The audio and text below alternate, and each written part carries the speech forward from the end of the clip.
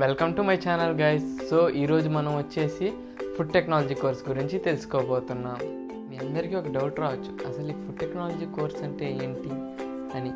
So అది clarity ఇవ్వడానికే నేను ఈరోజు ఈ వీడియో చేయబోతున్నాను అన్నమాట.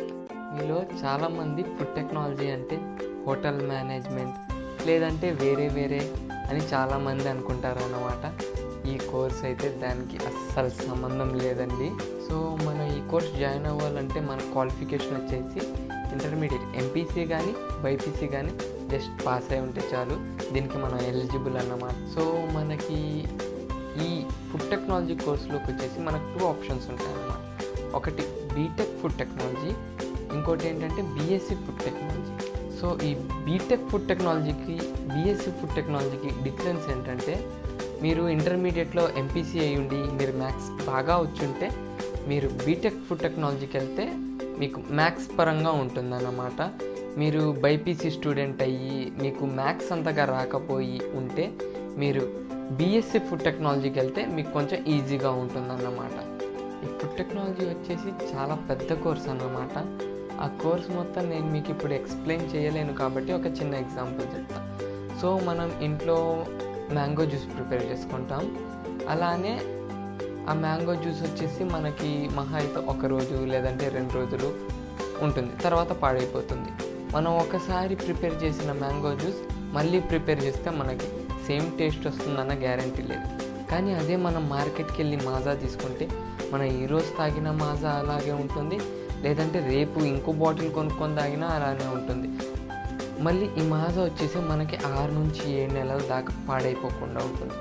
సో ఈ టెక్నాలజీని తెలుసుకోవడమే మనకి ఫుడ్ టెక్నాలజీ.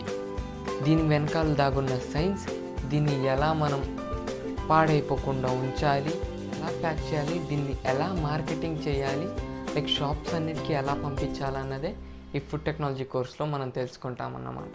సో మనకి ఈ ఫుడ్ టెక్నాలజీలో సబ్జెక్ట్స్ వచ్చేసి food chemistry, food microbiology, food processing, food safety and quality control, nutrition, food engineering, packing technology, sensory evolution, ఎన్పిడి అంటే మనకి న్యూ ప్రోడక్ట్ డెవలప్మెంట్ అన్నమాట. ఈ సబ్జెక్ట్స్ మీద మనకి 4 ఇయర్స్ ఉంటుందన్నమాట. లైక్ మీకు ఫస్ట్ ఇయర్లో ఒక 2 సబ్జెక్ట్స్ కానీ లైక్ అలా ఈ 4 ఇయర్స్ మొత్తం ఈ సబ్జెక్ట్స్ మీద డిపెండ్ అయ్యి ఉంటుందన్నమాట.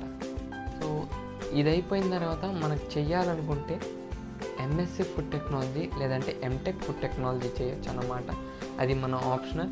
లేదంటే ఈ కోర్స్ అయిపోగానే మనం జాబ్లో జాయిన్ అయిపోవాలనుకుంటే జాబ్లో కూడా జాయిన్ అయిపోవచ్చు అనమాట.